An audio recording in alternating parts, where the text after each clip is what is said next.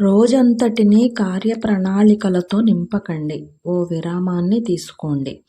ప్రకృతితో పదం కలపండి. కొన్ని రోజుల పాటు సహజ జీవిగా ఉండండి.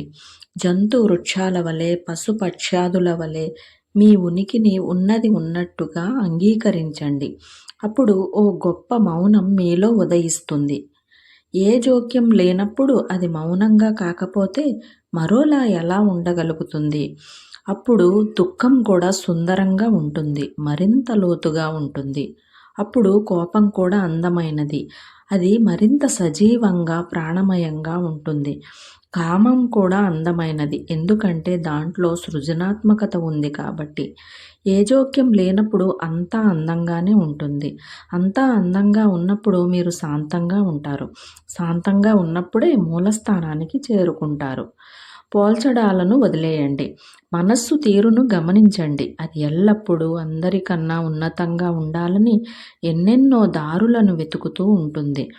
ఉన్నతంగా భావించుకున్నట్లయితే కొన్నిసార్లు అధమంగా భావించుకోవడానికి కూడా బందీవి అవుతావు. దీనివల్ల ఎన్నో కలతలు ఏర్పడి బాధపడతావు.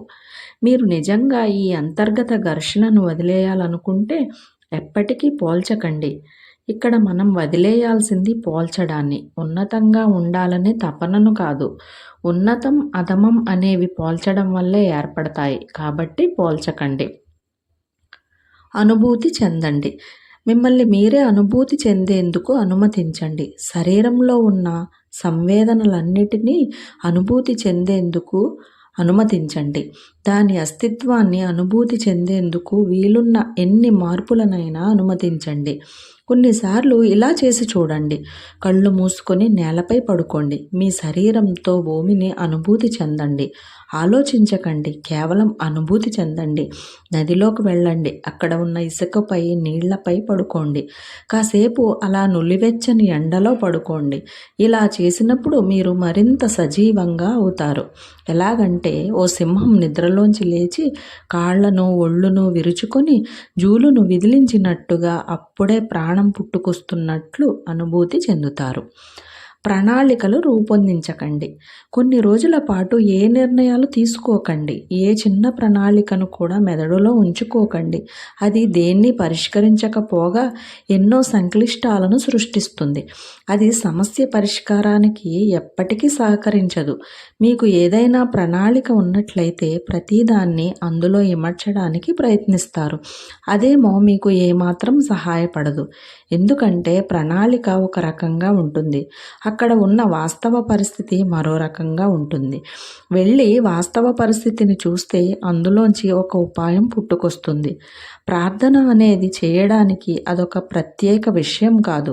ప్రతి సాధారణ పనిలో కూడా అది ఉండాలి. ప్రార్థనాపూర్వకమైన మనిషి ఏది చేసినా, దేన్ని తాకినా అది పవిత్రమైపోతుంది. ప్రకృతిలో పిచ్చిగా ప్రేమలో పడిపోండి. తీరంలో అలా నర్తించండి, పాడుకోండి, ఈదండి.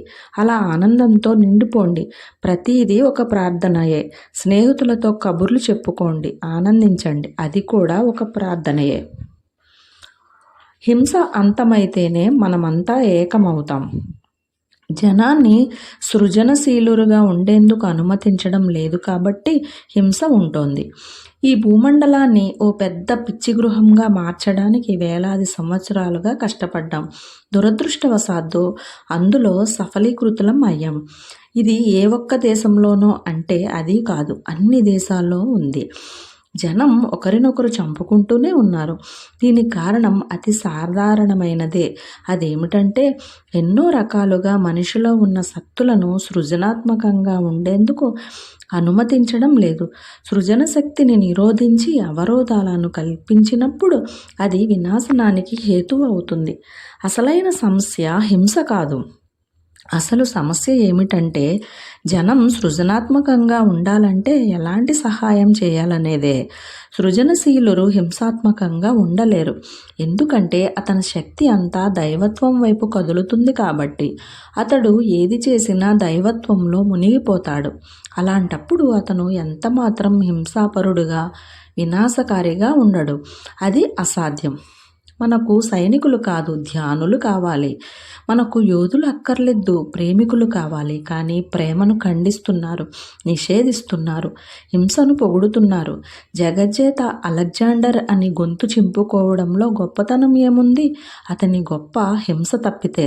ఆయన చాలా గొప్ప, ఎందుకంటే ఆ రోజుల్లో అతనికి తెలిసిన ప్రపంచాన్నంతా చంపాడు. మిలియన్ల కొద్దీ జనాన్ని చంపేశాడు.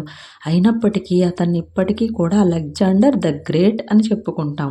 మీ రాజుల్లో, చక్రవర్తుల్లో, వారి చరిత్రల్లో ఉన్న గొప్పతనం ఏమిటి? ఎందుకోసం వారిని పొగుడుతున్నారు? వారిని పూర్తిగా మరిచిపోవాలి. నాదిర్ షా, చంగీజ్ ఖాన్, తామర్లేను ఇలా చెత్తనంతా ఎందుకు గుర్తుపెట్టుకోవాలి? వీరు సమాజానికి చేసిన తెలివి తక్కువ పనుల గురించి పిల్లలకు ఎందుకు బోధించాలి? దీన్ని బట్టి చూస్తే మనం ఇప్పటికీ కూడా జనం పోట్లాడుకోవాలనే కోరుకుంటున్నాం. హింసను మరింతగా ప్రేరేపిస్తున్నాం. రాజకీయ నాయకులు హింసపైనే బ్రతుకుతున్నారు. రాజకీయ నాయకులు, కోవిదులు, దేశాలు, జాతులు అన్నీ హింసపైనే జీవిస్తున్నాయి.